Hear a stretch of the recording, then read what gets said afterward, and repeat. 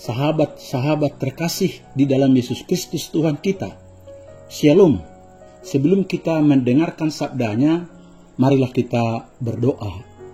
Damai sejahtera yang melampaui segala akal, yang datangnya daripada Kristus Yesus Tuhan kita, kiranya menyertai hati, pikiran, perasaan, dan seluruh hidup saudara pada saat ini. Amin. Firman Tuhan khotbah minggu kelima setelah Trinitas tanggal 17 Juli 2022 diambil dari Lukas 19 ayat 1 sampai ayat yang ke-10, dan bahan bacaan diambil dari Amos 5 ayat 4 sampai ayat yang ke-6 dengan tema Yesus mencari dan menyelamatkan yang hilang. Saudaraku, sahabat terkasih di dalam Yesus Kristus Tuhan kita, saya pernah membaca khotbah seorang hamba Tuhan yang menulis bahwa dia pernah mendengar satu cerita nyata yang terjadi di Amerika. Sebuah sekolah menjadi satu proyek percontohan atau sekolah teladan oleh pemerintah daerah itu. Dibukalah sebuah kelas khusus di mana guru-gurunya dan murid-muridnya yang masuk di kelas itu adalah mereka-mereka yang diundang khusus untuk masuk di kelas itu karena dianggap memiliki keunggulan terbaiklah di daerah itu. Maka berkumpullah mereka di situ, berproses belajar dan mengajar. 1 tahun berlalu dan hasilnya memang luar biasa. Mereka menunjukkan keunggulan dalam proses belajar mengajar, dan prestasi mereka sebagai guru dan murid sangatlah menakjubkan. Yang menyejutkan adalah ketika satu hari kepala sekolahnya memanggil guru-guru dari program unggulan itu dan mulai berbicara jujur kepada mereka begini.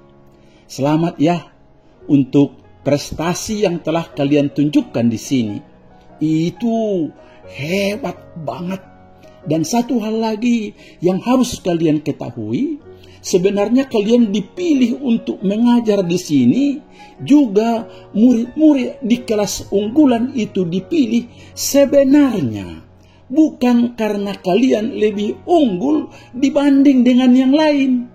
Kami memilih kalian secara random atau acak dan mengatakan kepada kalian tahun yang lalu bahwa kalian adalah orang-orang unggulan yang ada di daerah kita.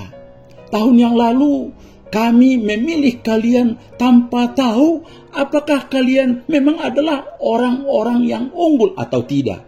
Akan tetapi setahun sudah berlalu dan kalian semuanya membuktikan bahwa kalian adalah benar-benar unggulan, sangat berprestasi. Jadi saya ucapkan selamat ya, katanya melanjutkan. Saudaraku, kisah nyata tadi sebenarnya mau membuktikan kepada kita tentang satu hal yang sangat nyata terjadi dalam kehidupan keseharian kita sekarang ini.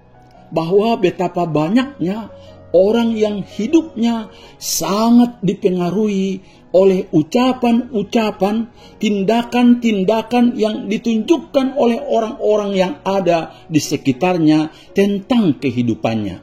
Seseorang akan bisa mengeluarkan kemampuan terbaiknya yang maksimal, potensi terbaiknya yang tersimpan dalam dirinya, keyakinannya, jika orang-orang yang ada di sekitarnya menyemangati hidupnya dan tetap memberikan kata-kata positif tentang hidupnya, masa depannya. Sebaliknya, saudaraku, bisa sebaliknya terjadi toh. Mereka yang memiliki potensi dan IQ tinggi pun akhirnya bisa menjadi bodoh, brutal, dan menjadi orang yang sangat jahat dan tidak berguna. Dan apa yang akan terjadi, saudaraku, apabila di keluarga kita, di jemaat kita, di lingkungan sekitar kita, adalah suasana yang seperti di sekolah unggulan tadi. Saling menguatkan, saling menopang, saling melengkapi, saling menyemangati, menolong satu dengan yang lain, bersikap positif. Siapa yang tidak akan betah tinggal di lingkungan yang seperti itu? Mereka akan nyaman dengan lingkungan yang seperti itu, dan itu pasti. Namun, harus kita akui saudaraku, ada kalanya hal-hal yang seideal itu belum terjadi dalam kehidupan keseharian kita. Jack Canfield, penulis buku Chicken Soup for the Soul, pernah mengadakan sebuah penelitian. Dan dia menemukan bahwa setiap orang, setiap kita, rata-rata setiap harinya menerima kata-kata negatif tentang hidup kita itu 6 kali. Sekali lagi, 6 kali lebih banyak dibandingkan dengan kata-kata positif. Bayangkan saudaraku, 6:1. Agak ngiri kan? Dan lucunya, yang melakukan itu adalah orang-orang yang terdekat kita, keluarga kita. Ayah, ibu, kakek, nenek, abang, kakak, adik, paman, atau anggota gereja kita, tetangga kita, teman sekerja kita, dan lain-lain sebagainya. Tapi puji Tuhan saudaraku, lewat firman Tuhan hari ini kita melihat bahwa Yesus sangat peduli, rela mencari para pendosa, dan ia menunjukkan belas kasihannya. Ia tidak pernah tertarik mendiskusikan dosa-dosa mereka, kecuali memberitakan kasih dan pengampunannya. Ia rela menjadi sahabat mereka sesuai dengan misi hidupnya. Anak manusia datang untuk orang yang sakit, hilang, dan berdosa. Dan itu saudaraku, sesuai dengan tema khotbah kita, Yesus mencari dan menyelamatkan orang hilang. Mari kita simak khotbah ini dengan baik. Yang pertama, kasih Allah yang peduli dan penuh belas kasihan kepada orang-orang yang berdosa dan yang hilang. Dalam teks kita ini Lukas mencatat bahwa Yesus sedang memasuki kota Yeriko. Dan kita tahu bahwa tembok kota ini rubuh saat Yosua dan bangsa Israel berkeliling dan bersorak-sorak atas bantuan Tuhan. Yosua 6 ayat 13-16. Kota Yeriko juga adalah suatu kota yang permai dan makmur. Kota itu disebut juga Firdaus karena indahnya, iklim yang sejuk, dan sumber air yang cukup banyak, sehingga kota itu tidak mengenal kekeringan air. Perdagangan di kota itu juga sangat ramai karena terletak di jalan kafilah dari Damaskus ke Arabia. Yesus di sini memasukinya tentu untuk tujuan misinya, menyelamatkan orang yang berdosa dan yang hilang. Karena di kota ini juga rupanya Lukas mencatat tinggal seseorang yang bernama Zakheus, yang berarti suci, tetapi dia koruptor. Dia seorang kepala pemungut pajak, sangat-sangat kaya, pemimpin, dan pasti pintar. Namun Zakheus sangat dibenci oleh orang banyak di sekitarnya. Ia adalah koruptor dan pengkhianat bangsa karena ia menarik uang lebih banyak daripada yang seharusnya untuk memperkaya dirinya. Dan dia bekerja pada pemerintah Roma, penjajah bangsa Yahudi. Semua orang tidak mau berteman dengannya, walaupun ia sangat kaya. Orang-orang memandang dia sebagai seorang pendosa yang harus dijauhi. Dan saya percaya Zakheus juga sangat kesepian dan butuh kasih dan perhatian orang lain. Sayang, di sekitarnya orang lain mencap dia pendosa. Ayat yang ke-7. Dan sangat menarik saudaraku, bahwa Tuhan Yesus tahu ada seorang berdosa dan yang hilang sangat membutuhkan kasih-Nya. Tetapi karena namanya yang sudah populer, jalan yang dilewati Yesus sangat padat. Sementara Zakheus menyadari posisinya yang jelek di mata orang banyak. dan sangat menjauhinya. Namun ketika ia mendengar bahwa Tuhan Yesus baru saja memasuki kota Yeriko, tempatnya tinggal, muncul dorongan hati dan keinginan yang sangat kuat dapat melihat Yesus. Zakheus pun tidak lagi memperdulikan pandangan orang lain tentang dirinya. Ia berusaha sekuat tenaga untuk dapat melihat Yesus dan tidak takut kehilangan gengsinya. Meski kaya raya, dikatakan ia bertubuh pendek. Itulah sebabnya ia kesulitan untuk bisa melihat seperti apa Yesus itu. Ia kesulitan menembus kerumunan orang banyak dan kalah tinggi dibandingkan orang pada umumnya. Sehingga dengan membuang rasa malu, ia mengambil keputusan untuk memanjat pohon ara seperti anak-anak kecil.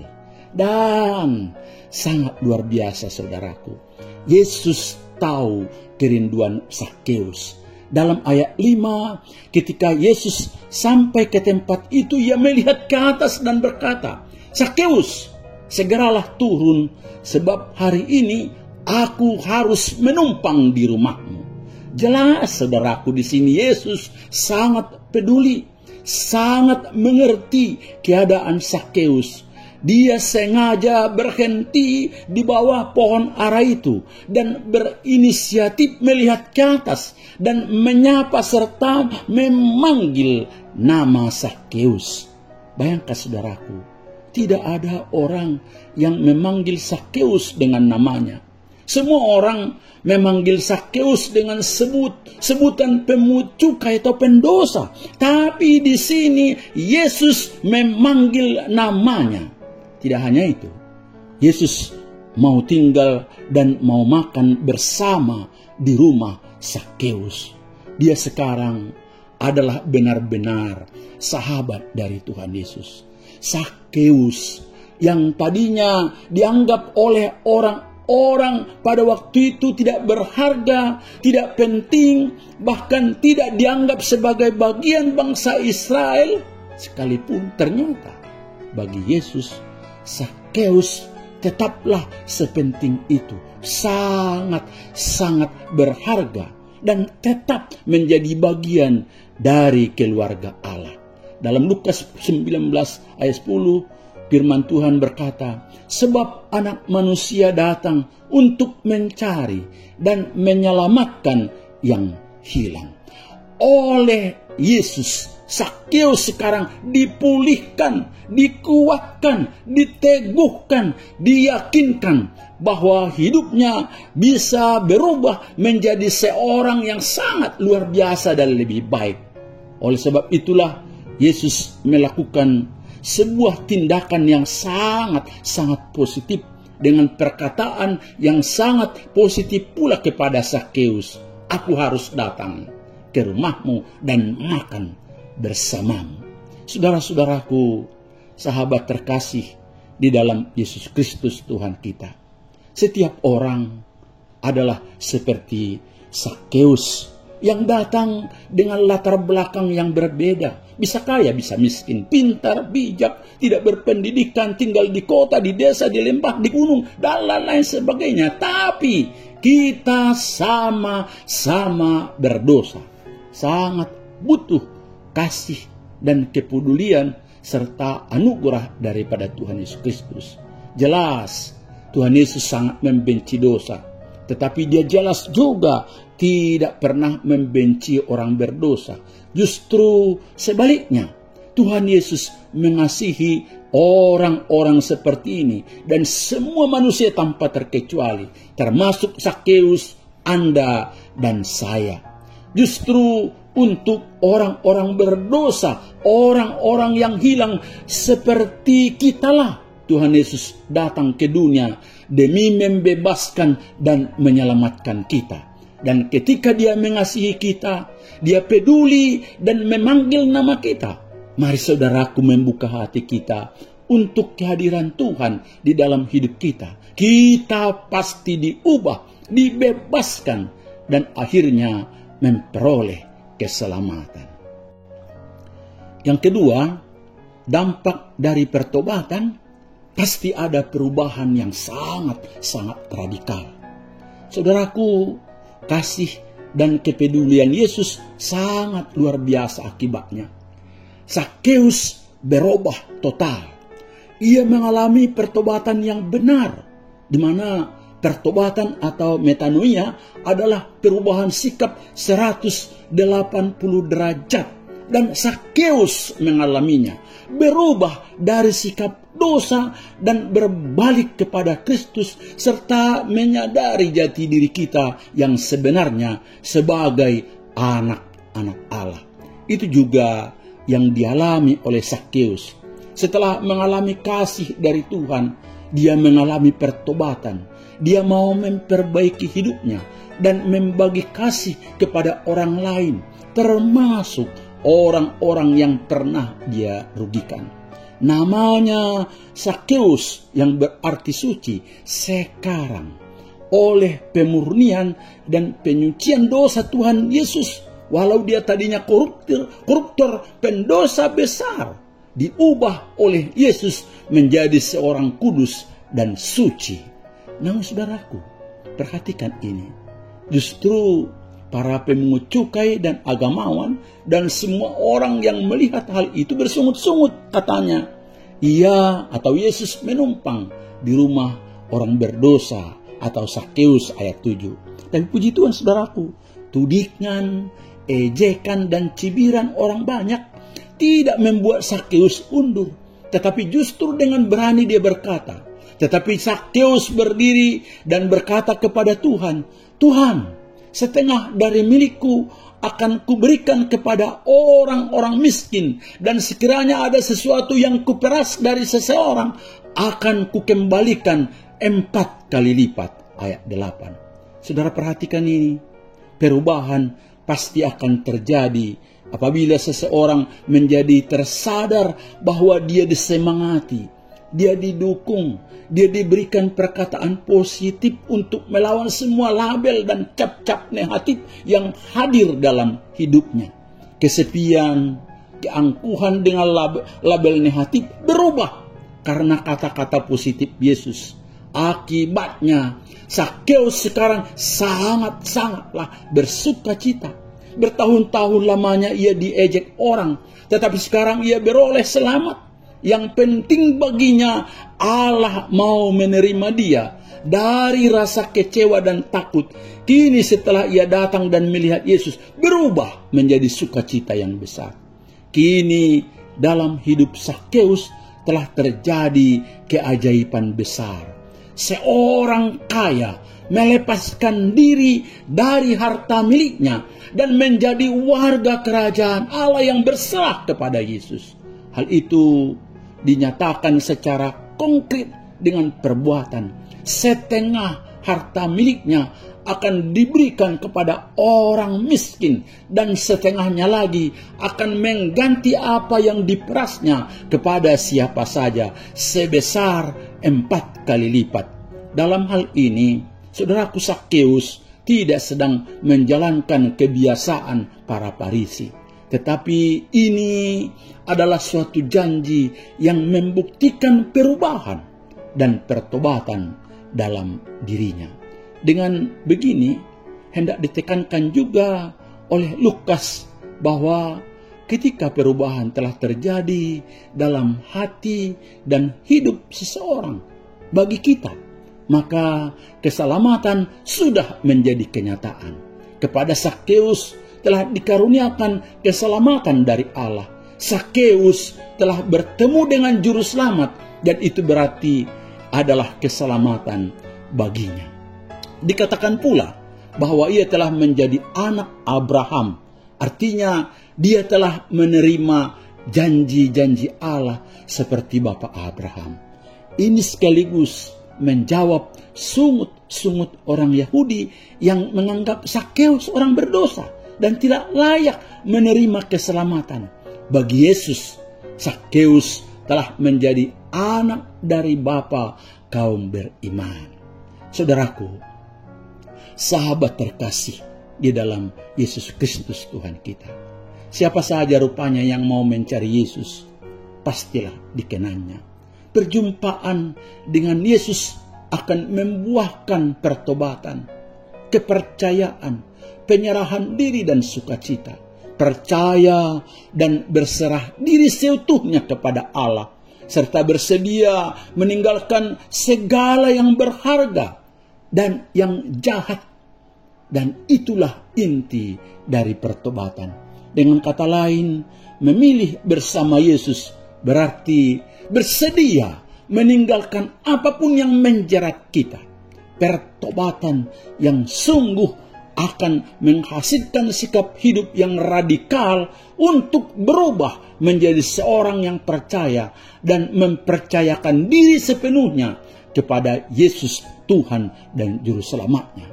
Pertobatan yang sesungguhnya ternyata menghasilkan bukti yang konkret dari orang-orang yang bertobat itu. Bertobat berarti berubah, dan perubahan itu sekali lagi membutuhkan bukti di dalam kehidupan prakteknya sehari-hari. Zakheus telah memperlihatkan bukti itu, dan kini hidupnya bertolak belakang dari kehidupannya yang lama. Dengan begitu, ketika memperhatikan cerita pertobatan dari hidupnya yang lama, untuk itu hendaklah hati dan hidup kita juga menunjukkan perubahan yang terus-menerus dari hari ke hari, sebagai tanda bahwa kita juga sudah mengalami jamahan kasih Allah. Sebab perjumpaan kita dengan Tuhan Yesus Kristus pasti akan berdampak dalam hubungan kita dengan Tuhan dan sesama kita sendiri. Tuhan Yesus memberkati saudara. Amin.